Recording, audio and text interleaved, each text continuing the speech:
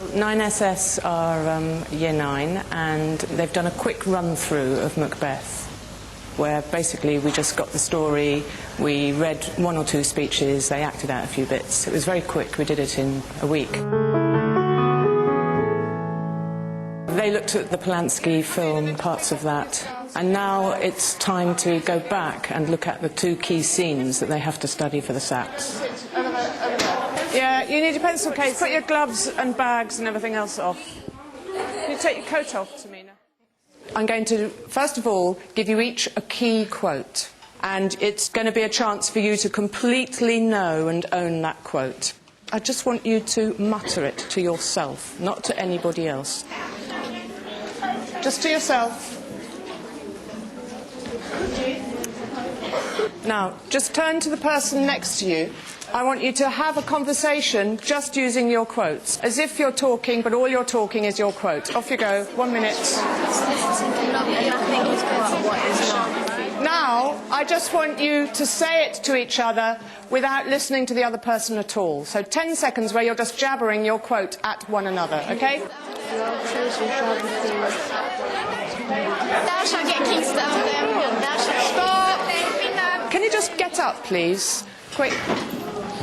I want you to say your quote out loud in a very persuasive tone of voice. 1, 2, 3.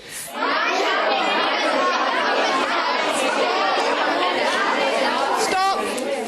This time, I want you to whisper your quote as if it is a terrible secret.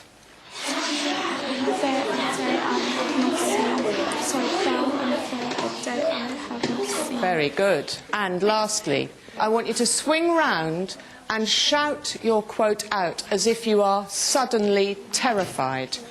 1, 2, 3.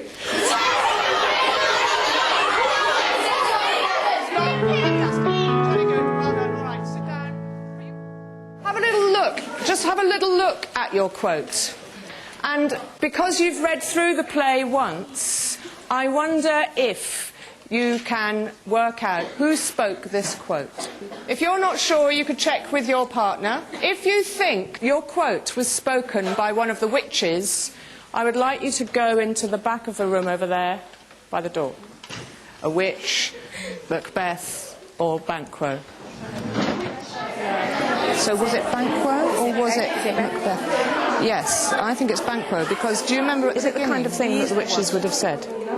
You think it might be? Okay. When you hear the word murder, who do you think of? So, witches, could you say your 3 quotes? Not so happy yet much happier. Now, Macbeth. Your children shall be kings. So foul and fair a day I have. Can we turn to Banquo's? What are these so withered and so wild in their attire? This group in the middle. Shall we help you sort out your quotes? Come what come may.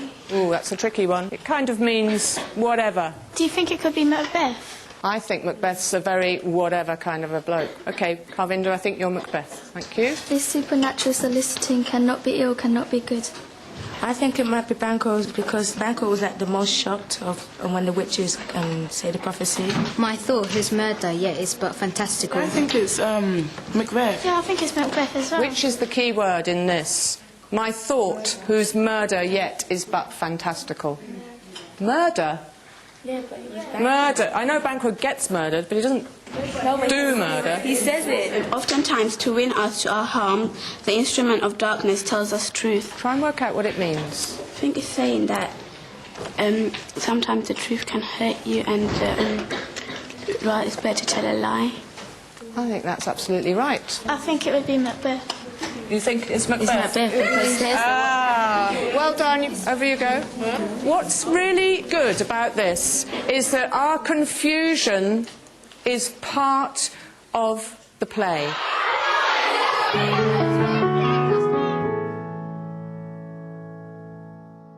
Would you like to come out here? You be Macbeth. Genevieve, would you like to be Banquo? Lee, a witch, along with Elizabeth and Rama. They're going to read it through. That's your place. I don't think the witches are visible to them at first, are they? No. Any other suggestions of how Macbeth and Banquo should enter so that they don't at first see the witches? They could be talking to each other as they're going past. They could be in like a freeze frame, and then as soon as it's their turn, they could just sort of unfreeze. Yes, they could just ride on their horses. They could ride on their horses. On their horses. OK, you start, Lul. So foul and fair a day I have not seen. How far is it called to forest? What are these? So withered and so wild in their attire. Right, stop there. What do you think we should advise at this point? Stacey? Banquo should pause after he says forest, because when he notices the witches, he'll like have to turn around and then say. Good girl. Shakespeare's giving you a bit of time to wander onto the stage. Then you notice them. That gives you time to get up to there. Shall we try that? Good sir, why do you start and seem to fear? Right, Things stop there. Lul, what were you doing? Because Banquo suddenly turns to you and says, why do you start and seem to fear? What does that line mean? Looking scared. Do you see, Lul? Yeah. You got a stage direction from Banquo's speech. You've got to look pretty shocked. In fact, when do you think he would really look shocked? I think he most looks shocked when he says that he's going to be king, because that's like the most powerful thing you can be. Anyway, why are you scared of being king? Now, Banquo, you're getting a little bit fed up, because it's like walking down the street with your friend. Someone comes up to you and says, Carlo, it's amazing, I've had this fantastic news about you. You're going to win £1 million, OK? You're going to on holiday in Ibiza, and you're going to get this huge, great big four-wheel drive, which you can have for the rest of your life free. What do you think she might think, Chelsea? What about me? Exactly. You had all this great news about him. What about me, OK? Which is? Hail. I think it's quite good doing drama, because most teachers, they think they make you do writing because they think it's going to prepare you for the test, but doing this like interactive work I think helps you more. It makes it stick into your brain. When you actually get to act it out, it's like your drama lesson combined with your English lesson, and it just makes it more fun. You have to put yourself in the character's shoes, and when you're in the character's shoes, you have a better understanding. I think it'd be just a bit more fairer if like we'd swapped to do different parts of the same scene. Can you see the opposite? Well done. To give the... Which grain will grow and which one not? I'm going to set you off on a hunt to look for as many pairs of opposites or antitheses as you can find in that section of Macbeth we were looking at in the last lessons. You do this in pairs, and I'm going to give you 10 minutes to make a list. You can't expect these to jump out at you too easily. You've got to search. Smaller and then the greater's bigger. And you see how it draws attention to itself. It is there for you if you're looking. And all your hate. Oh, here. We'll start. You guys have found any? Yeah. Can I have one? Yeah. Not so happy being foul and yet much happy being fair. You see, with the lesser and greater, it shows that Lesser and greater than Macbeth. Where are you finding these? in the book it says which grain will grow and which will not. Lesser, greater, you're much happier and not so happy, wild and withered. They liked the pair work. Every time I set them off on pair work, I would wonder why on earth I don't do it much more. It allows me to go around and to talk to individuals, which is very, very useful. I prefer when you work in a group because you get much more opinions rather than just two people, because if you agree, it's not going to be that interesting. When you work in a pair, there's only two people, and that means you have a chance to listen to just both of you. But in a group, you don't always have your chance to be heard. Chadney and Lee, do you want to start us off? Lesser and greater. Women and babes. Lost and won. Rama? Which grain will grow and which will not? What about you, Gemma? To give thee, not pay thee. Stacey? Not so happy and yet much happier. Good. Have a look at that list on the board. What do you think all those have in common? What's he trying to make you realise? It's to show that there's two sides to Macbeth. I think probably at the end of that little bit, though, I was questioning too much. They could do the research, but they couldn't really then make the leap about, well, why might he be using these opposites? And I think probably that was a moment for me just to say, this is a play about uncertainty and confusion and good and evil. To show that everything's not clear in life. Chelsea, can you take your cap off?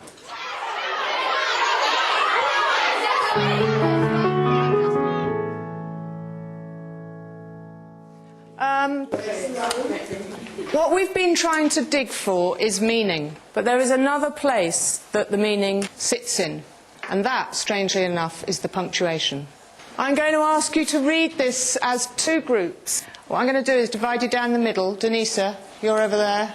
You're A. Shalimar, you lot are B. I want A to start. When you get to a punctuation mark, Group B takes over. OK? Two truths are told as a happy prologue. Choral reading, I like it. It makes the point about punctuation better than any other way I can think of. It's smothered in sunrise, and nothing is but what is not. Very good. Now you just showed me that the meaning lies in the punctuation. Here's the argument. He says, if ill, why hath it given me earnest of success? Elizabeth. Saying, if this news that he's been told is so bad, then how come he has a good outcome? Already. Good. OK. Why do I yield to that suggestion? Whose horrid image doth unfix my hair and make my heart knock at my ribs against the use of nature. A huge, great, big, long sentence again. If people speak in great, big, long sentences, what sometimes might it mean? Yeah, would you just panicking? And if you're panicking, I just sort of went out and there was and it goes on and on and on until you can gather your senses. Has Macbeth ever, before this play began, thought about murdering the king? Yeah, Jade. If someone tells you that you're going to be Queen Miss, you wouldn't suddenly think of murdering someone. I think that idea's always been in his mind. Because he thought of it so quickly. Yeah. Yeah, that is a very good point. Let's just read this speech, and you tell me if there's any more evidence. My dull brain was wrought with things forgotten. Elizabeth. He's been thinking about being king. You're definitely on the right track, Genevieve. Now, because of the witches told him about this, it's all come back. Yeah, it's all come back. Macbeth has got inside his head. One of the things I'm trying to do the whole time with Macbeth is to arouse their curiosity. I showed them the speech where he says, my dull brain was wrought with things forgot. And I just wanted them to think, well, what might those things have been?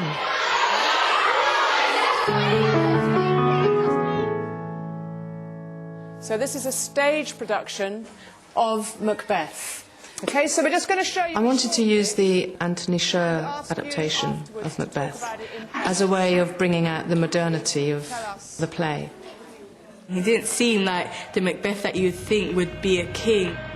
It just brought it to life more. You could actually, it was believable. You could actually just think it was real and just, you can imagine yourself being there. It completely lost the person watching it, the army, and it was just too different from how I know the Shakespearean story.